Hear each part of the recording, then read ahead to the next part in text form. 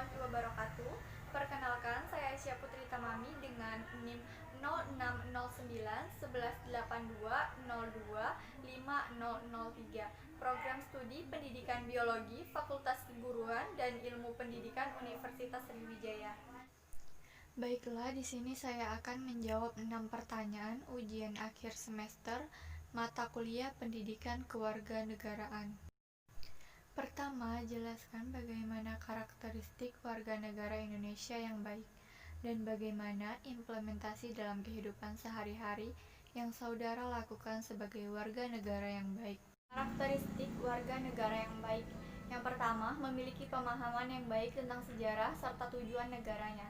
Dua, berpartisipasi atau ikut serta secara aktif dalam memajukan bangsa dan negara melalui peningkatan kualitas kinerja berdasarkan bidang profesinya masing-masing. Tiga, berkarya dari yang terkecil menuju karya yang lebih luas dalam skala nasional. Empat, menjunjung tinggi kerukunan antar warga negara, memperkokoh rasa persatuan, gotong royong, semangat, dan bekerja sama, serta bersinergi dalam kehidupan sehari-hari.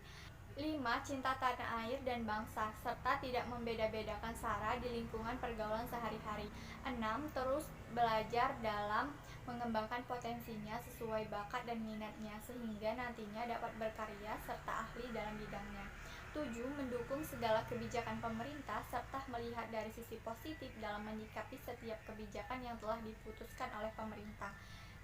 8. Menyampaikan aspirasi, kritik, saran maupun sejenisnya melalui tempat yang semestinya, serta tidak melanggar norma serta hukum yang berlaku.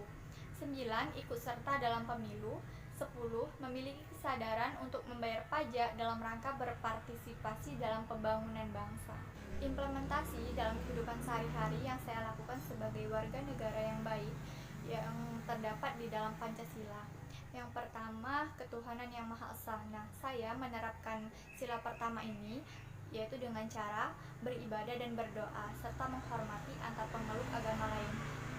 Kemudian berdasarkan sila kedua, kemanusiaan yang adil dan beradab, saya saling membantu satu sama lain dan tidak memilih dalam bergaul dan berteman. 3. Persatuan Indonesia.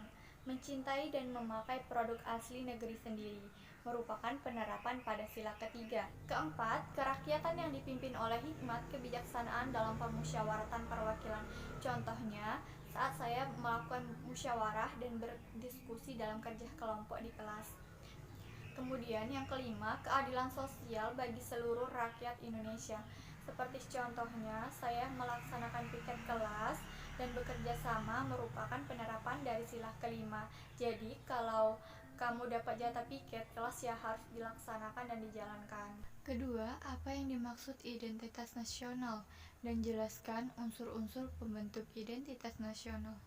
Identitas nasional merupakan manifestasi nilai-nilai budaya yang tumbuh dan berkembang dalam berbagai aspek kehidupan, dengan suatu ciri khas yang menjadikannya berbeda dengan bangsa yang lain. Nah, di Indonesia sendiri terdapat 4 unsur yang membentuk identitas nasional, yakni yang pertama suku bangsa. Suku bangsa adalah golongan yang berisi seseorang yang sama karena berdasarkan garis keturunan yang berasal dari orang tua. Biasanya diketahui dari aksen dan gaya bicara seseorang yang memiliki kesamaan. Selain itu, orang tersebut akan mengetahui memiliki budaya dan adat yang sama. Kemudian yang kedua, kebudayaan. Kebudayaan adalah sebuah tradisi di mana manusia memahami lingkungan di daerah yang ia tinggal. Suku bangsa yang berbeda memiliki kebudayaan yang berbeda dibandingkan suku yang lainnya.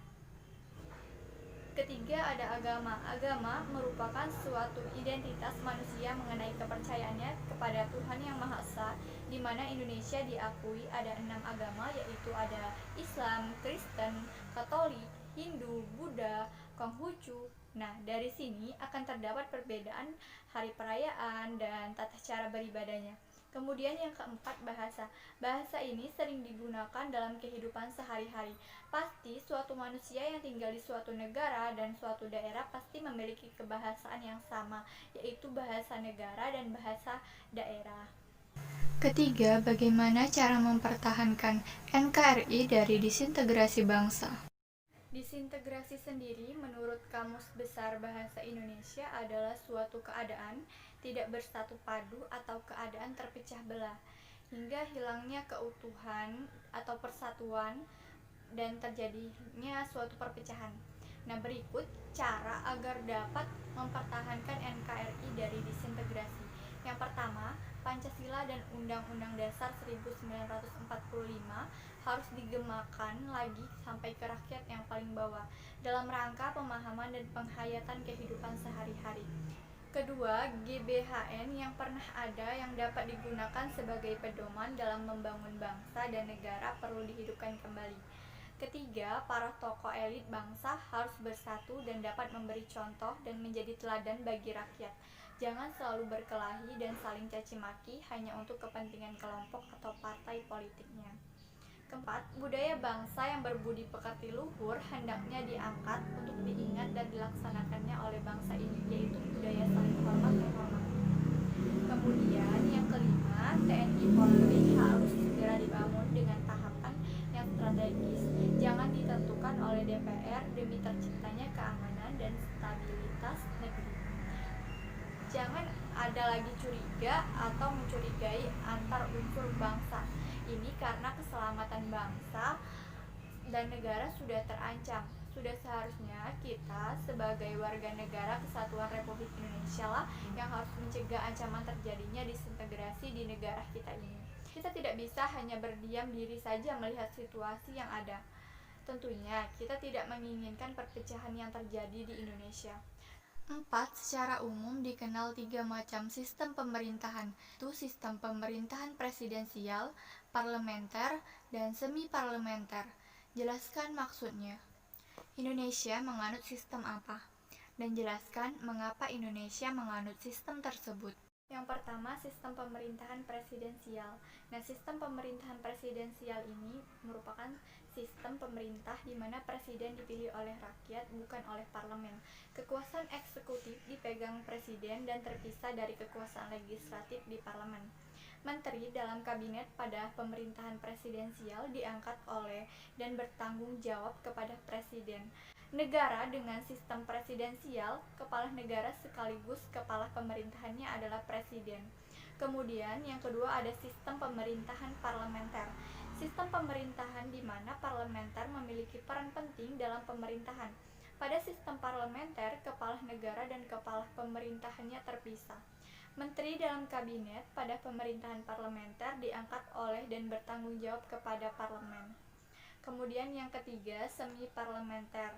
Kepala negara adalah presiden, perdana menteri sebagai kepala pemerintahan, serta antara lembaga legislatif dan eksekutif menjadi satu. Nah, dari ketiga sistem tersebut, Indonesia menganut sistem presidensial. Indonesia memilih sistem presidensial yaitu karena para pemimpin-pemimpin di Indonesia memilih pemerintahan presidensial. Sebab pemerintahan presidensial ini sesuai dengan sistem demokrasi, Pancasila, dan budaya politik yang dianut oleh negara Indonesia. 5. Bagaimana pendapat Anda terhadap paham radikal yang saat ini marak di Indonesia?